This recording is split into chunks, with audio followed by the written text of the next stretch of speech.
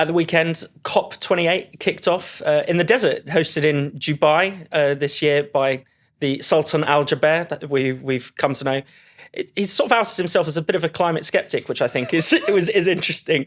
Tom, this hasn't quite derailed the talks. Obviously, the green lobby powers on regardless. It seems it's undeterred, but it has been a more interesting event than previous years. It was a very funny opening. What was he saying? That there's no science behind the decision to keep it at 1.5 if fossil fuels got nothing to do with that. Was he? Maybe he was making a point about carbon capture or something. It's hard to. He made a not particularly good account of himself, but it did underline what a ridiculous circus all of this has become on some level. I'm not suggesting that the people involved are insincere, but the whole thing is a complete sort of gilded waste of time. And there are people like the heads of these petrostates, who also in this gentleman's case is also the head of the state oil company, who recognises it's a joke and were trying to play their position as best as they possibly can. And then you've got some of the virtue signalling Western diplomats who don't recognise what a joke this is and are still kind of trundling along down this path regardless. So it was a nice way to begin it in that it showed what a farce the whole thing is. But it's a dangerous farce the whole time. If they were just standing around clapping each other on the back, setting targets that they were never going to meet, that would be one thing. But obviously the policies that they are calling for and will be introduced, even if it is partially, come with tremendous costs to individuals, not financially speaking, just in terms of our own freedom and flourishing. So it's been farcical, but this COP is a dangerous farce, I think, in many respects. Yeah, look, I mean, one thing people like to highlight every year is the hypocrisy. And I think this has had the most private jets of any of the COPs it's so like far. They're trying to outdo themselves. As well as being hosted in a petrostate, as well as the leader being a climate skeptic, as well as him also doing oil deals on the side during the meetings. Yeah, but I suppose the thing is there is obviously this sense that it's one rule for us and it's another rule for you, the ordinary people. Yeah, I think that the level of kind of corporate capitalism is worth noting that there are around 2,500 fossil fuel lobbyists attending the COP, because one issue that's massively on the table is whether they should phase out or phase down fossil fuels. That's been the big debate that has governed COP, whether which of those two they will go for. And it's tempting to just laugh some of this off. I mean, the first thing you notice when you look into this COP is just how much money is sloshing around. They've poured enormous amounts of money into hosting it. The first two big announcements, the first relating to kind of food and agriculture policy, the second relating to technology, green technology and energy technology, worth something like $228 billion. I mean, this is to some extent, it's a global capitalist conference and probably not an insignificant one in terms of sourcing investment and so on.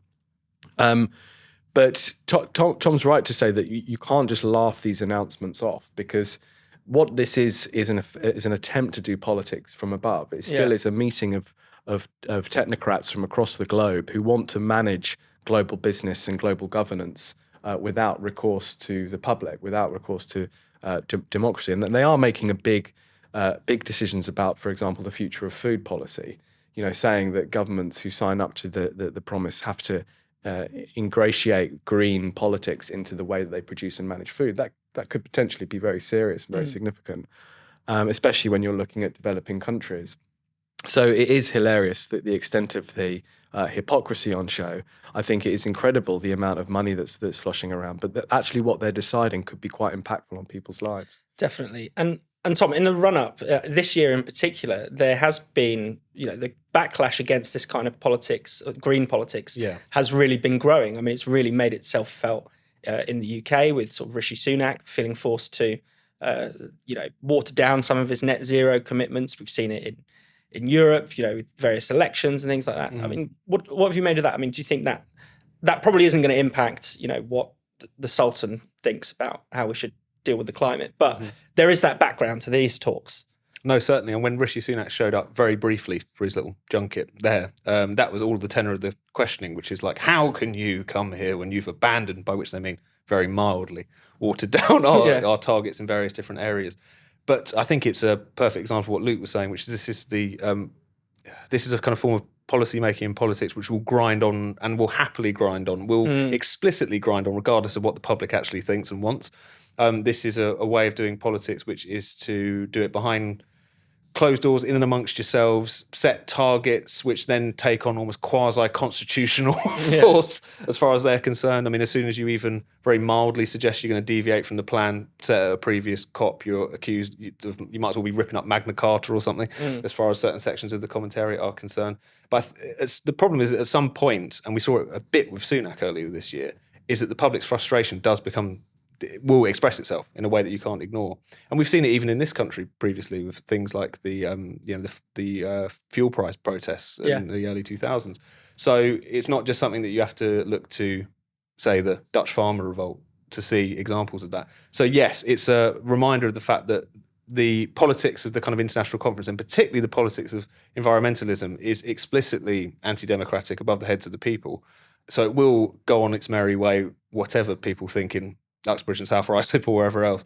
But at the same time, they can't carry on like that forever. There will be a point when they have to answer to their own electorates. And that's the hope, I guess, is that backlash is significant enough that it forces at least some, wiser governments than others to steer away from the path that they're going on. And Luke, I mean, you could say it's not even just anti-democratic, it's almost feudalist and aristocratic. I mean, you had King Charles meeting with the Sultan of Brunei. I mean, obviously, we were talking about the heads of the petro states, all there. There's something otherworldly about this almost. Absolutely. It's worth noting that King Charles's speech was received extremely well, whereas Rishi Sunak's speech was received very badly. And I think that does speak to, Rishi Sunak does deserve half a round of applause for at least pushing back against what is the established etiquette at these COPs, which is to just fall in line with the established narrative. And that there, at least he is attempting to assert some degree of national interest, saying that we will still reach these targets, but we'll do it in our own way. I also saw some really interesting examples of how environmental policies can translate into some quite draconian measures. So some new law passed by the Californian state legislature obliges private companies to make regular reports to the state government about its supply lines, about how it's impacting carbon, that sort of thing. You see similar things popping up across Europe, in Germany and elsewhere. And I think that's one way that this could start manifesting itself in these kind of subtly draconian audit measures, saying, this is how you've got to do business. And that's how it begins. And then it's not necessarily, this isn't conspiratorial, but it does change the way that the relationship between the state and, for example, private companies and private individuals, placing more obligations on people to explain themselves, explain how they're working, explain what they're doing and how they're making their decisions.